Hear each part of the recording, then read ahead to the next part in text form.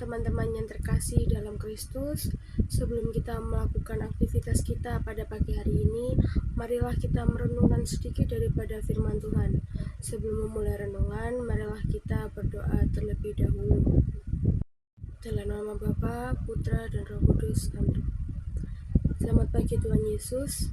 Terima kasih karena Engkaulah kami masih dapat tidur nyenyak semalam dan dapat bangun di pagi hari ini dalam keadaan sehat.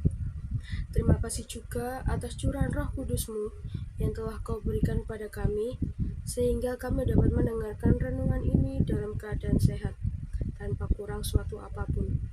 Semoga renungan pada pagi hari ini dapat berguna bagi kehidupan kami sehari-hari. Kami alaskan doa dan permohonan kami hanya di dalam nama-Mu. Kami sudah berdoa dan mengucap syukur. Haleluya. Amin. Dalam nama Bapa, Putra, dan Roh Kudus. Amin. Firman yang akan kita baca pada pagi hari ini diambil dari Efesus 2 ayat 19 sampai dengan ayatnya yang ke-22, yang berbunyi, "Demikianlah kamu bukan lagi orang asing dan pendatang, melainkan kawan sewarga dari orang-orang kudus dan anggota-anggota keluarga Allah, yang dibangun di atas dasar para rasul dan para nabi, dengan Kristus Yesus sebagai batu penjuru.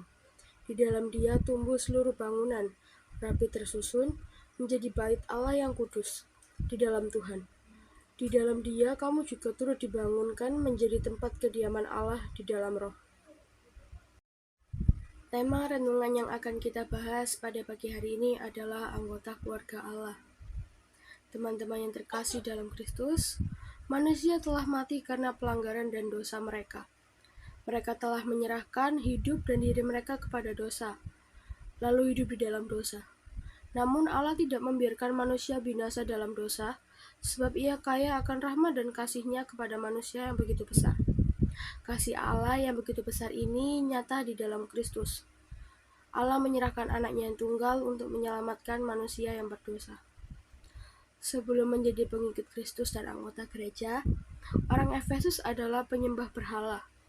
Mereka bukanlah bangsa terpilih yang mendapatkan perhatian khusus dari Allah. Apa yang akan terjadi pada orang yang selama hidupnya di dunia mengikuti para berhala? Tidak ada keselamatan atau kehidupan abadi untuk mereka. Tidak mungkin bagi mereka untuk hidup bersama dengan Allah dalam kemuliaan abadi di surga. Demikianlah dahulu orang Efesus ada dalam situasi seperti ini. Mereka sudah mati karena semua dosa dan pelanggaran mereka. Namun mereka mendengar pemberitaan tentang Kristus dan menjadi percaya kepadanya. Jemaat Efesus seperti orang Kristen dan Yahudi lainnya, dahulu jauh tetapi sekarang telah dekat karena darah Kristus. Mereka dikatakan jauh karena terpisah dari Kristus, tidak menerima janji keselamatan Allah, tanpa pengharapan akan keselamatan, dan bahkan hidup tanpa Allah. Tetapi berkat darah Kristus, mereka telah menjadi dekat. Artinya, kini mereka telah menerima janji keselamatan Allah yang dikerjakan dalam sengsara dan kematian Kristus. Kristus telah hadir untuk mereka dan menjadi Allah yang menyelamatkan mereka.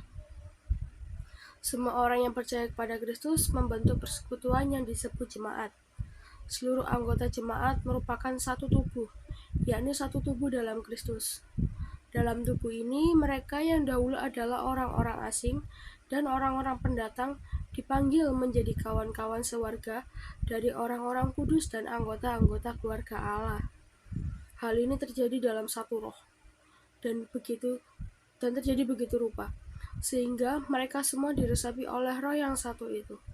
Roh inilah yang menciptakan dan memelihara kesatuan jemaat sebagai tubuh Kristus. Dalam Dia, tubuh itu dibangun, dan di dalam Dia, orang-orang percaya beroleh jalan masuk kepada Bapa. Dalam kesatuan ini, seluruh jemaat memiliki pengharapan yang sama, yakni betapa kayanya kemuliaan warisannya kepada orang-orang kudus. Warisan surgawi itu telah mereka terima dalam hidup di dunia ini, namun baru akan mereka miliki sepenuhnya dalam surga. Dasar yang paling dalam dari kesatuan jemaat adalah Allah sendiri. Dia adalah Bapa dari semua anggota jemaatnya.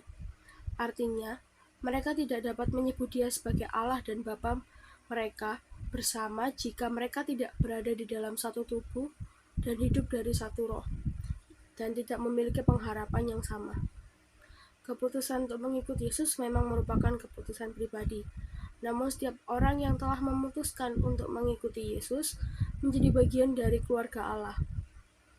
Karena itu, setiap anggota harus saling mengasihi sebagai saudara dan berusaha menjaga kesatuan keluarga Allah ini.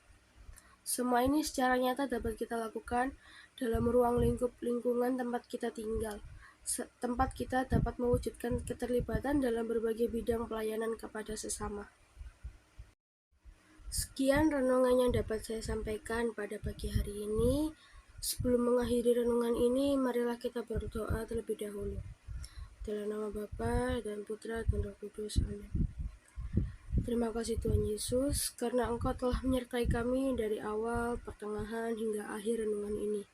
Semoga apa yang kita renungkan tadi dapat bermanfaat bagi kami.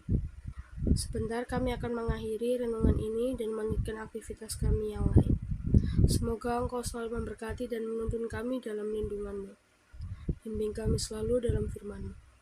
Terima kasih Tuhan, kami alaskan doa dan permohonan kami di dalam nama-Mu. Kami sudah berdoa dan mengucap syukur. Haleluya. Amin. Dalam nama Bapa dan Putra dan Roh Kudus. Amin.